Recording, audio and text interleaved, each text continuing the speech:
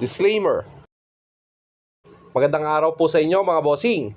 Sa mga nagtatanong nga po pala, ano daw po ba yung pamamaraan natin na ginagawa sa 14 days conditioning? At ano ang binibigay ko sa kanila na gamot para po sa kaalaman ng lahat, para po detalyado, panoorin nyo po ito. Kapag ako po ay magkukondisyon na at nakapili na po ako ng selection ng ating mga alaga, gabi pa lang po ay nagpupurga na po ako. Ang ginagamit ko nga po pala na pamurga ay Raptor Dewormer. Isang tablet po sa bawat manok. Kinabukasan po, ang unang araw ng 14 days conditioning mga bossing, pagkapurga mo ng gabi, ay binibigyan ko lang po sila ng light na pakain. Katulad ng tinapay na may gatas para po hindi nabibigla ang kanilang mga bituka.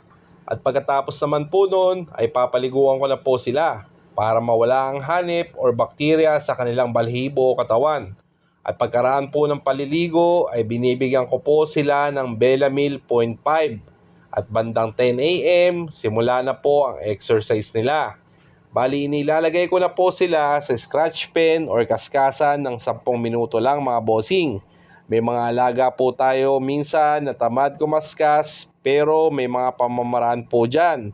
Ang aking ginagawa ay hahagisan lang ng maliliit na butil ng mais or tatapatan po natin ng isang hen na babae habang siya ay nasa scratch pen.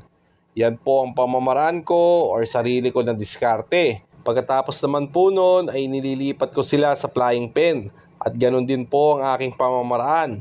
Tinatapatan ko ng isang hen ang ating manok or sinasamahan ko sila para ma-exercise niya ang kanyang pakpak. Bali aakyat at bababa po yon sa kanilang hapunan dahil nagpapapogi po sila sa babaeng manok. At pagkatapos po nito mga bandang 2 p.m. hapon ay nagbibigay po ako ng kaunting Celtec or sampe, yung tipong makadalawang angat lang ay okay na po yun. Bali araw-araw po yan hanggang 10th day. Pagkaraan naman po nun ay nililipat ko sila sa cording area. Bali pag 4 p.m. na po ay nagpapakain na po ako. Ang ibinibigay ko po na pakain ay Sagupan Conditioner, Thunderbird Platinum, Egg White, Tomato, Red Cell, Dextrose Powder. Yan po ang ginagamit ko sa kanila sa patuka nila. At pag 6 p.m. na po ay nagpapailaw po ako. Nagpapalakad lang po ako sandali para masanay sila sa ilaw at nagbibigay po ako ng Ballplex KQ. Bali ang bigay ko po ng Ballplex KQ ay every other day. Kung nagbigay ka ho sa first day, sa susunod na araw naman po ay hindi na muna. Sa ikatlong araw na po, sa third day na po yon. At pagtapos po magpailaw ay pinagpapahinga ko na po sila. Bali yan po ang eksakto kong pamamaraan at ginagawa sa unang araw. Hanggang sa 10 day po yan, paulit-ulit lang po ang routine. Maliban lang po sa pagpupurga at paliligo at pagbibigay ng Belamil. At sa 11th day po, ang ginagawa ko lang po sa kanya ay rest lang. Inilalagay ko sila sa malilim na lugar para ma-relax lang po ang kanilang katawan. Ganun pa din po ang patuka ko sa kanila mga bossing. At sa 12th day po ay magbabago na po dahil yan na po ang tinatawag natin na keeping. Ito po ang pamamaraan ko at diskarte ko sa pagkikeeping. Sa umaga ay nagsasampi po ako ulit. 2 angat lang po ay okay na. Pagkaraan po nito ay papaliguan ko na po sila. At pagbibigay po ako ulit ng Belamil 0.5, ang ginagawa ko po pagkikeeping, bali makikiping ko na po sila pagkatuyo mga 12 p.m.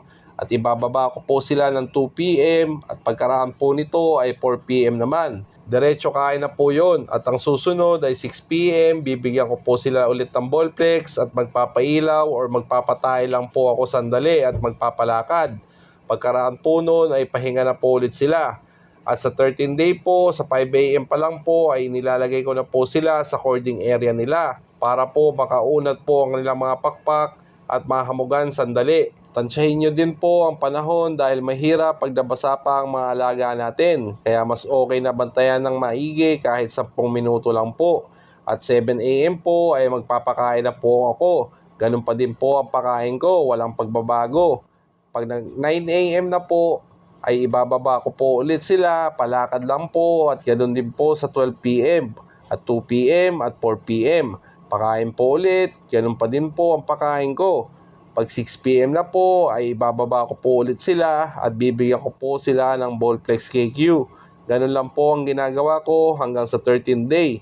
Sa 14 day naman po ay bababa nyo po ang alaga nyo sa 5 a.m. sa kanilang cording. Sandali lang po para makaunat lang po ang kanilang mga pakpak. At tansyahin nyo na lang din po kung magpapakain pa po kayo. Pwede naman, kaso dapat alam nyo po kung mabilis magtunaw ang inyong alaga. At alamin nyo po kung anong oras ang simula at pang ilang kayo. Yan po mga bossing ang pamamaraan ko sa pagkukondisyon. Ang importante po ay tinutulungan natin ang ating mga alaga na lumakas ang kanilang mga katawan. At subukan na po na hindi na oo ang ating mga alaga sa araw ng kanilang mga laro.